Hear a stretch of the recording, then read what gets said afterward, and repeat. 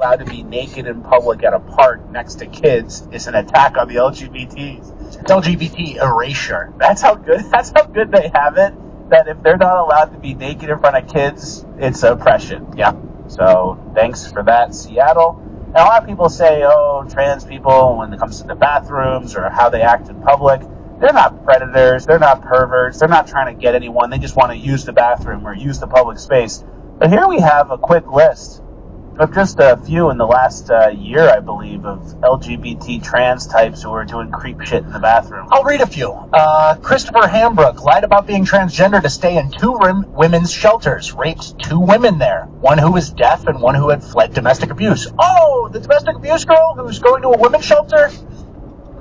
Better luck next time. Yeah. You get raped by a guy. We don't want to erase any trans people. Yeah, we don't want any LGBT erasure. Crazy guy here. Sean Hallett wore a wig and a dress to gain entry to a gas station women's bathroom where he held his phone under a cubicle wall to film women. Jacob Guerrero wore a woman's wig and attached a camera to his shoes to film 12 women and girls as young as 8 using the toilet in women's bathrooms. Joel Hardman wore a woman's wig and covered his beard with a mask to spy on women in shopping center toilets as young Walt. LGBT. Oh! Bathroom. I'll read the list. The bathrooms or how they act in public, they're not predators, they're not perverts, they're not trying to get anyone, they just want to use the bathroom or use the public space. But here we have a quick list of just a few in the last year, I believe, of LGBT trans types who are doing creep shit in the bathroom. I'll read a few. Christopher Hambrook lied about being transgender to stay in 2 women's shelters, raped 2 women there, one who was deaf and one who had fled domestic abuse. Oh, the domestic abuse girl who's going to a women's shelter?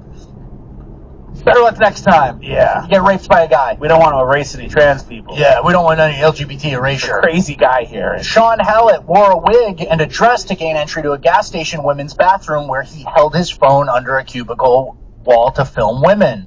Jacob Guerrero wore a woman's wig and attached a camera to his shoes to film 12 women and girls as young as 8 using the toilet in women's bathrooms. Joel Hardman wore a woman's wig and covered his beard with a mask to spy on women in shopping center toilets and make recordings. Richard Rendler, convicted sex offender, caught wearing a wig and fake breasts to enter a woman's bathroom in a shopping center. The list goes on and on, so the list goes on for a while. That's a 4x3 grid, so there's at least 12 incidents there, and I know a lot of them went unreported or even undiscovered. Yeah, that's a great point. And obviously what we see, which is so frustrating, is everyone makes excuses for the trans people. And then on top of that, the media even covers up what they actually are doing and did. So can you read that? Yeah, well, we talked about it on the last episode. The Philadelphia transgender person, Kendall Stevens, who's just a man, was on the board of all these things and raped 2 kids. And then Newsweek, thank you, Newsweek, you're so good, we need you, the media. They said, trans activist Kendall Stevens arrest sparks MAGA uproar. And then, I'm led to believe the same Norm Macdonald joke, oh, I think it was the child rapes, It's not the arrest that sparked a MAGA uproar. It's raping a child while being trans, right? Yeah, only MAGA people care about that. Yeah, only MAGA people really are mad about child rapes. Like, what are you talking about, Newsweek? Yeah. So, friendly reminder that you don't hate the media enough. Exactly. Let's get out of our trans cringe and into regular cringe. Like I said, this episode's going to be a little longer than usual today, probably an extra 15 minutes, but that's what happens when you get back from a break. Like I said. Yeah, like I said. Guy filming himself to do, I don't know what this is. So we can't play the music, but he's got like a Drake song, and it goes late night snack. So he showers, gets changed, gets in his car, has a purse. He's filming himself in and out of the elevators, his car. That shot, the drive-through. He put the phone out of the drive-through. So you're filming yourself setting up the camera like you're the star of a movie, but you're playing video games and eating McDonald's. Yeah. Grown man did that shit. Yeah. And, you could say the same thing for our henchman. Self-set purse to do, I don't know what this is. So we can't play the music, but he's got like a Drake song, and it goes late night snack. So he showers, gets changed, gets in his car, has a purse. He's filming himself in and out of the elevators, his car. That shot, the drive-through. He put the phone out of the drive-through. So you're filming yourself you're setting up the camera like you're the star of a movie, but you're playing video games and eating McDonald's. Yeah. Grown man did that shit. Yeah. And, you could say the same thing for our henchman video. We were out at McDonald's filming henchman shit. But that was different. But that was art. That was fiction. That was made up. Yeah, we're not saying this is what we do. And no tripods. No tripods. Yeah. And then also, you showered to go to McDonald's? Come on, dude. You drive through, you eat McDonald's, you play video games, you think this is going to, like, what? You trying to find a girlfriend? And I don't want to... You're not going to find a girlfriend setting up the tripod outside the McDonald's drive-thru, I'll tell you that. Yeah. And speaking of shower, some of us barely shower because they think going in the pool counts as a bath. Some of us. This guy, only this. You can't even do that. You can't even honestly point at me. Well, if it's a saltwater pool, it is kind of like a bath. Yeah. Everyone knows that. All right. Girl stand-up joke. This girl did stand-up, and she's really bad. So I told my parents I want to be a stand-up comedian. And they were like, think of a realistic career, like mother and wife. Okay, nobody liked that one. Yeah, alright, we started off strong. What was the joke? But hey, an anti-motherhood message from a minority woman, she should get a Netflix deal. Yeah, let's give her 10 mil. Back up the Brinks truck. Get her like Star Wars, dude. Yeah. Get her on set. But she is one of the funnier women comics, though. Yeah, she's top 5, please. Amy Schumer did a bit over Christmas that was actually funny. I know you guys probably don't like Amy Schumer, but if people are funny, we're going to show it, and it's objectively funny. So here she is. I don't think this is Amy Schumer. Look at that face. I thought it was. Let's just let it rip. So here she goes. She's doing some dance thing up the stairs. She's pretty good, pretty agile. Everything's going great, and she ate shit. Yeah. That's 1,000% not Amy Schumer's funniest moment. But that's her first funny moment. Yeah, you're right. Should we do the Supergirl buzz her head, or should we save that for bonus land? No, let's do it. Let's do it. Let it rip. Hey, long episode today. That's what happens when you get back. This is a PSA to all the girls who want to shave their head. Do it now. Because you know what? In 5 years from now, if you don't shave your head, you can never say you shaved your head. You can never tell your kids that you've shaved your head. Do you really want to look like a lame-ass parent? No. Shave that fucking head. No one's going to stop you. And if people make fun of you, fuck it. You only live once. It's going to grow back. Don't listen to people. Listen to your brain and your mind. That was the same thing. Regardless, do it. Just do it, okay? Literally, there's no cons to it. You may have mental breakdowns because you can't do your hair right. Get away. Wigs are cheap on Depop. Just do it. Do it. So yapping. That was fucking crazy. Yeah. Real. She's Japanese. Yeah. This is why you don't take advice from girls. Yeah. She's about to lead 40 fat women into an absolute buzzsaw. She can pull it off. She's like 105 pounds and has like a nice symmetrical face. Super skinny, beautiful, symmetrical face. She can pull up a buzz's head. She's going to lead some fat girls to the slaughter. The slaughterhouse. And then they're going to be like, look at me, I'm punk, I have a shaved head. And, they'll never be the same. And then also she says, don't listen to people. But then in like the next sentence says, shave your head, shave your head, shave your head. Kind of conflicting messages there. Sounds like the demon took control of the body. Yeah. All right, well, that's the end of cringe. Let's move on to Urban Decay. Yeah, housekeeping again. Housekeeping. Back to the first couple pages. All right. So a plane crashed in the hood, and then look what happened. This will be kind of... So, plane crash. Somebody in that motherfucker? Oh, jeez. He's still over there? Oh, why he flew out the motherfucker? What the fuck? There's time. All 911. Administer first aid. There's somebody else in there?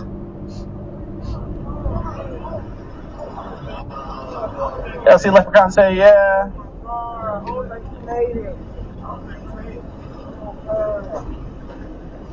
What the fuck? This shit is crazy.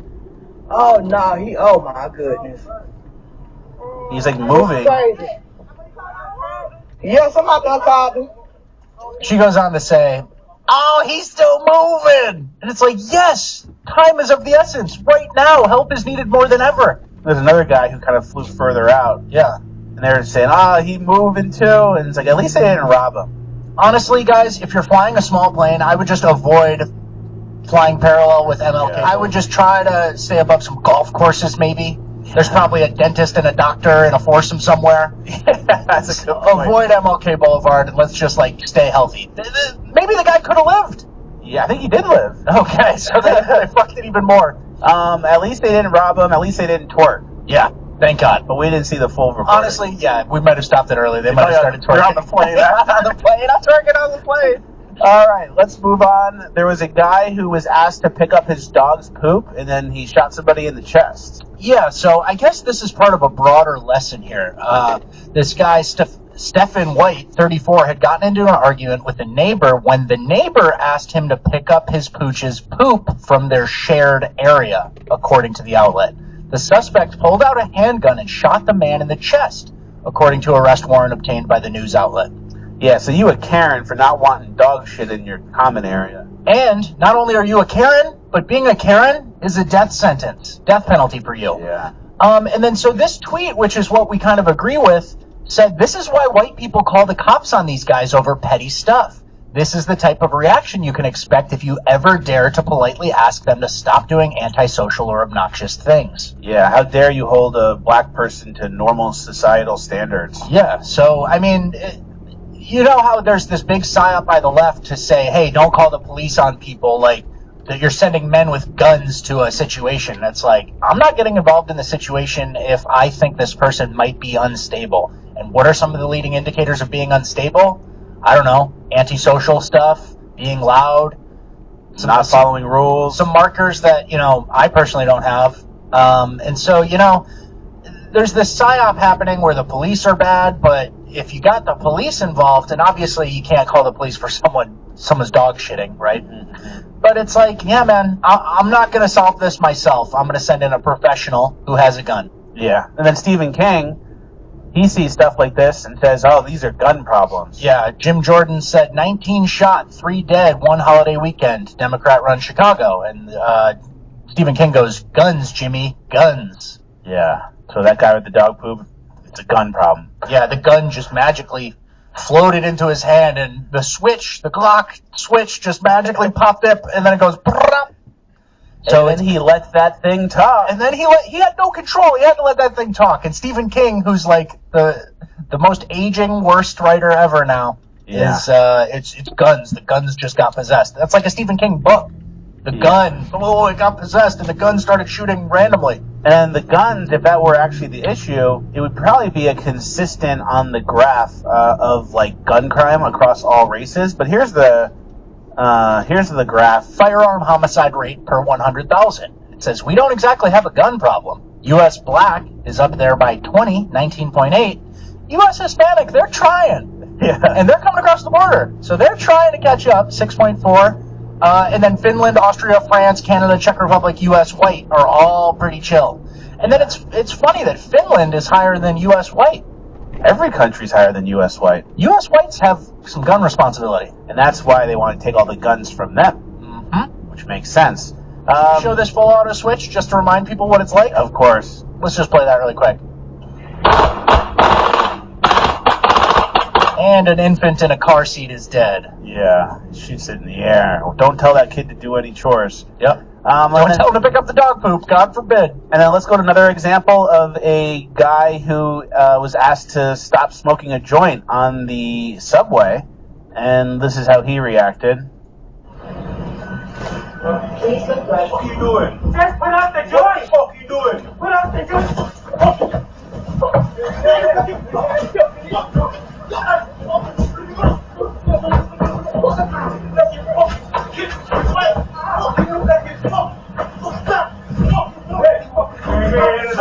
Enough. So you get brutally beaten for asking someone to not smoke a joint on the literal subway.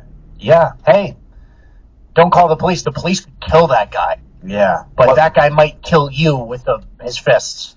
And he's doing drugs on the subway in public with other people, but that's white fragility. Yeah. White fragility is wanting standards in society. When white fragility actually would be seeing that and not saying anything because you're scared to like tell a black person what to do. So you'll like lower societal standards to accommodate certain people who don't live by them, and that would actually be white fragility. We need a new word for that. That would be white, scared white fragility. Exactly. Let's go to the judge who released the black guy. Can you read the thing? Yeah, this is Judge Peter Cahill. A few months ago, he released Jamel Hill Moore, 41, back onto the streets. Hill Moore was sentenced to 21 months in prison over domestic abuse, but this judge granted him a stay. Last week, Hill Moore stabbed and killed Meredith Martell in her bed. Judge Peter Cahill is the same judge who sentenced Derek Chauvin to 22 and a half years. Below is a video of him admitting that his rulings are all guided by racial justice. So here's what he said about racial justice.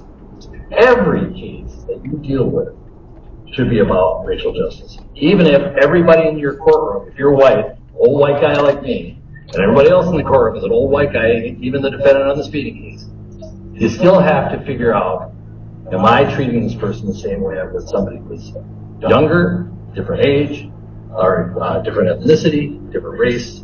You have to constantly do that. So basically, blood on your hands, Judge. Yeah, I looked it up. Justice definition is maintenance of what is just, especially by the impartial adjustment of conflicting claims. Okay, that makes sense? Yeah, kind of, but I mean, we don't need it. But racial justice, it's like, that's like, oh, justice is justice unless they're a different race, and then maybe you can change justice. Yeah, justice is, it's an absolute. It actually already incorporates race. That's the whole point. Yeah. So racial justice is an oxymoron. I get what you're saying. And then it's like you're adding another step. So it's like, all right, do justice. And now you have, okay, now we have justice. Now let's add racial to it. Do we still have justice? And it's like justice should be justice no matter what. But then once you add racial, then it's like, well, we got to kind of... Whatever justice is -3. Yeah. That's basically what racial justice is. Then it's like a golfer with a handicap. Mm-hmm. So like justice, but then he gets 4 extra strokes. Yeah, exactly. And then that judge, that's why they had him for the Derek Chauvin trial. Yeah. They probably saw that clip and were like, we found our guy. He did his work. So that guy got let out. Yeah, but here's what happens if they don't get let off, I guess. It's important to trust that he's going to perform well on probation. I think he's worth this risk. I appreciate that, but I think it's time that he gets a taste of something else because I just can't with that history. In accordance with the laws of the state of Nevada, this court...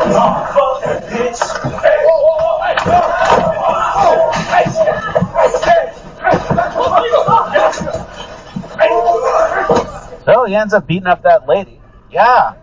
And he was deemed competent to stand trial, and she was actually going to do a little justice. And what did he do? He proved that she was exactly right in doing that. Yeah. So thanks. You waited 2 seconds for it to be right. We'll add those charges on and tack them onto your jail time, buddy, right? Yeah, he was mad he wasn't let go to the point where he did that. All right, don't get too down, don't get too depressed. We're moving on to uplifting gold. We have some great uplifting gold today. The Xbox. There's a kid who got an Xbox for Christmas and he wasn't happy, but there was a rebuttal to it that is uplifting. That's not what I wanted. Oh.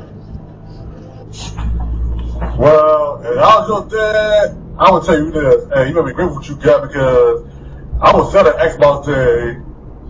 But I would say next Christmas, I know not to get what to get you. So right now, let that be a punishment to you. To be grateful. Don't worry about what anybody else had. Worry about what you got. Because inflation is an all-time high. Everything's getting expensive, especially to take care of you and many others. This kind of grabs my gears, though. Xbox is a good choice, though. I mean, you can have a good PC as well, but, you know, even with a console, that's fine, too. Yeah. The guy reminds me of you in housekeeping. Just fucking yapping. Inflation? Yeah, he hit some, there are some words there. I know some of these words. Okay, that was good. Yeah, you starting hot. Thank you. All right, now let's go to the guy who had to say grace and had to wing it, so he ended up reading the signs off of his mom's wall. Go ahead. Oh, it's my turn. We're going to hold hands in a circle. Yeah. Go ahead and close your eyes. Bless the food before us, the family beside us, and the love between us. As for me and my house, we will serve the Lord. Amen. Amen. Brandon, that was you. How did you learn that, honey?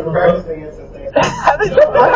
It's just written on the wall with 2 signs. I love that. Let's go to the Chinese kid working at the restaurant. This is super obviously good Chinese food. This is how you know it's good. Yeah. But they probably use seed oils. It's true. So you can't endorse it fully. Can't endorse it fully. But you do endorse child labor, is what you're saying. I do endorse Chinese food too. Child labor, good. Chinese food, good. Seed oil's bad, remember. Yep. And I wish there was a world where you can have both. So once a year you have Chinese food. That's how you got to do it. Okay. You got to make changes. All right, let's go to Sergeant O'Connor. Yeah, I thought you were going to go there. All right.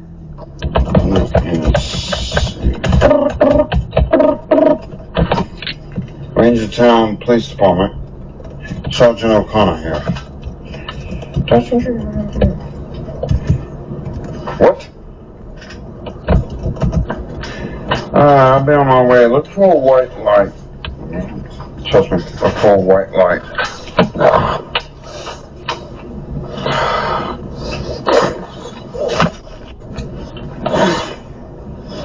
Yeah, what is this?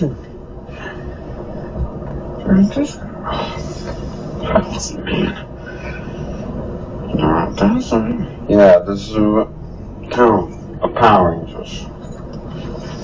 There are many of them that live here. I'm the sergeant, Scott O'Connor. Okay, I'm done. All right, on it.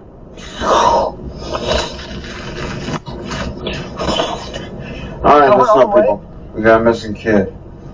Oh, missing kid. I want to reach to some of my friends.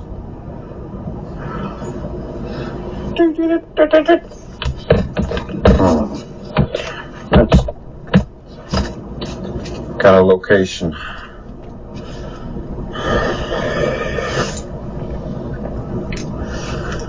What to pretend? What was it?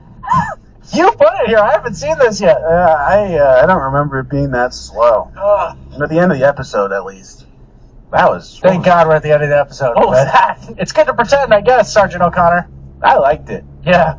That was and there's good. a missing kid, and Sergeant O'Connor's on the case, and his watch is some sort of radio thing, too. Well, I think he teleports with the watch. Oh, he that's why he teleported. said, look for the white light. She goes, okay. what do you mean? He goes, you'll trust me. You'll know. And Okay.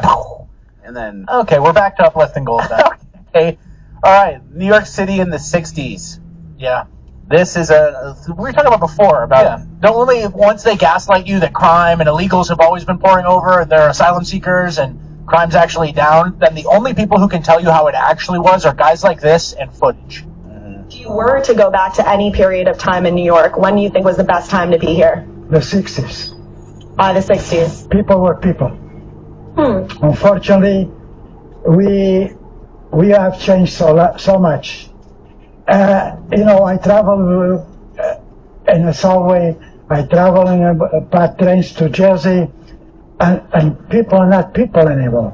People push you, they rough you. Kids come in and they run and they push the elderly to sit. We're not used to be like that.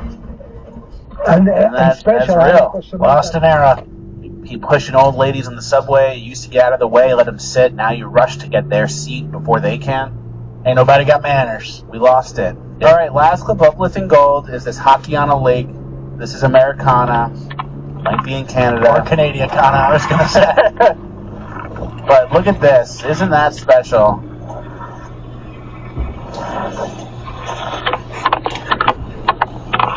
Isn't that nice? Yeah. That's really nice ice.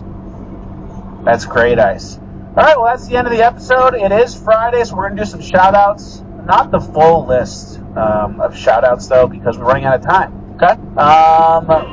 We have a shout-out to Ryan. Ryan's first birthday just came and went.